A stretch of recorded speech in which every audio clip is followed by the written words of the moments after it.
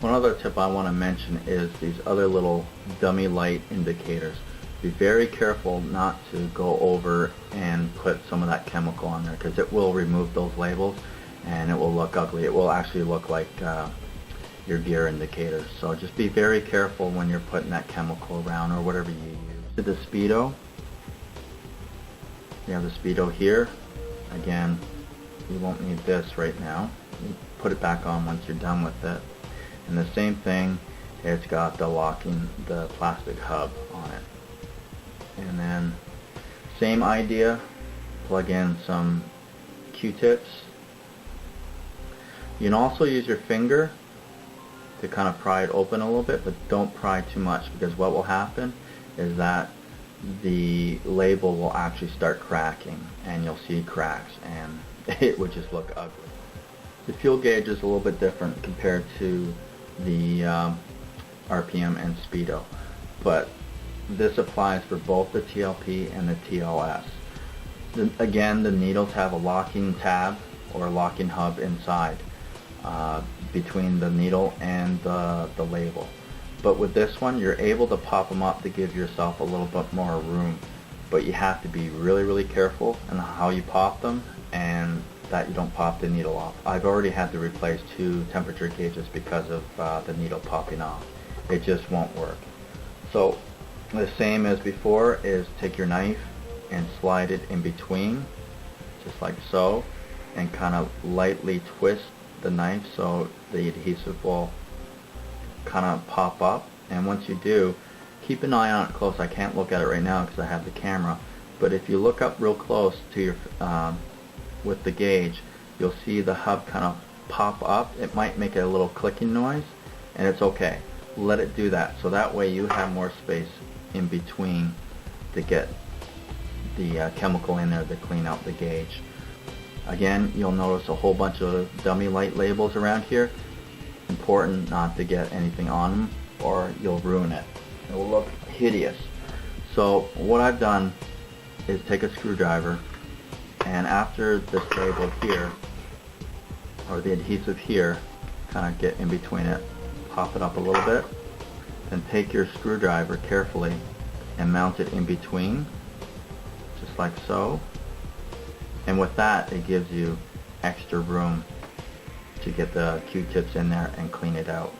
And only do only one side with the screwdriver, so only go halfway and then stop, let it dry, and repeat for the other side. So pull it out, put it back in, and just like that, clean out the other side, and you're done.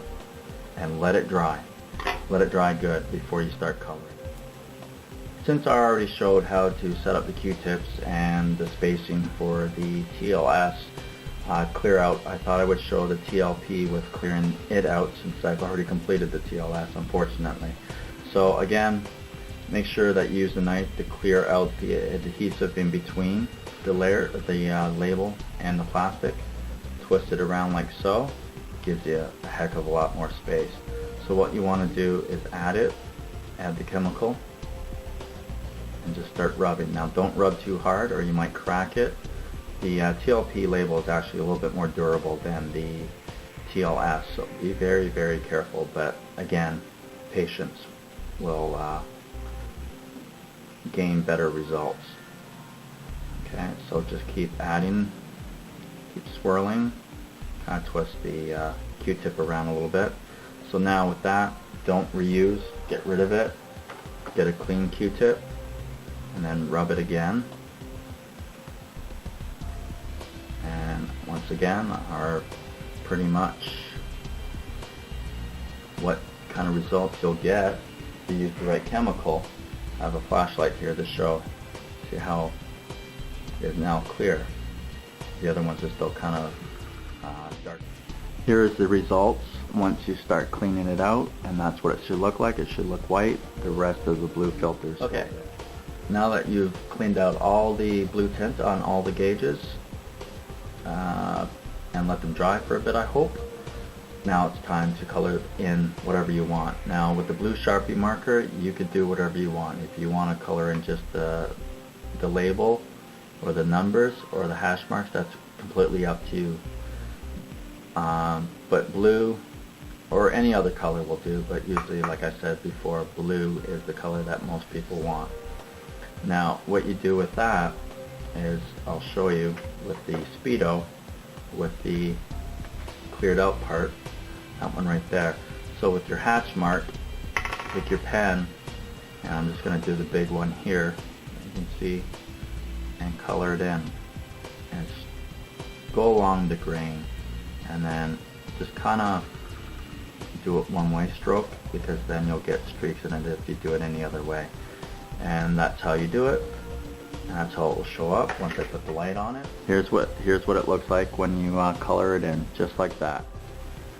So now with the RPM gauge, it's all set up now, and this is what it looks like on the back with it being cleared, and you'll see some of the blue been colored in. And also, what I recommend with the red, color in the RPM max hatch mark, because it comes out better when you light it up with LED.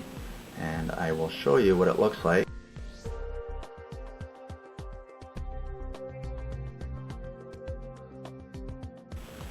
Okay, a little trick for the speedometer and the fuel temp gauge that I come up with.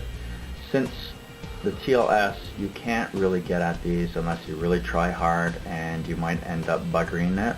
Or if you want to leave it and have blue up here, it's a little bit darker, and this one out here, down here, is a light blue, so it kind of sticks out like a sore thumb. So what I did with my transparent laser paper is I cut out a loop and then colored it with the blue marker, and then on both sides, by the way, and then placed it inside, and that kind of gave it a better blue, darker color. And you'll see the results right there.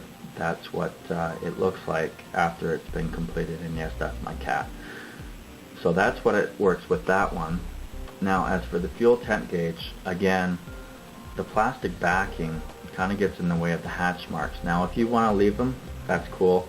Or if you want to do a little bit of coloring, again, best way to do it is put an overlay on top and then color the hatch marks. Make sure you cut it out first. Color in the hatch marks that you want, and then slide it in between, and I'll show you exactly what I mean with one that So I've already placed it in between the gauge layout and the plastic holder. So all you have to do is just slide it in there, and that adhesive in the middle will actually keep it in place. And here's what it would look like if I were to actually utilize this.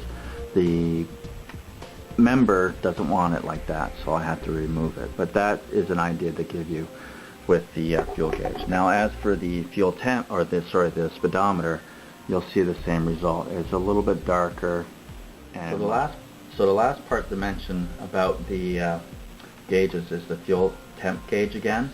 And again, it has to do with the needles. I've already placed the hub back in one. As you can see, it should move freely on its own. With the other one that I haven't locked it in place, it's stuck. It won't move at all on its own. So what you need to do is take a small watch flathead type screwdriver or jewelry set screwdriver, and find the hub in between. You won't be able to see it on camera, but I'm just going to lock it back here in place. You'll see it, you'll hear it snap too when it goes back in place sometimes, but you'll know you got it if there, I just clicked right now. You'll know you'll have it once you put the needle and it starts moving freely on its own. So that's all about the coloring of the gauges, removing the blue filter, and then the next video is to move on to the actual LED work.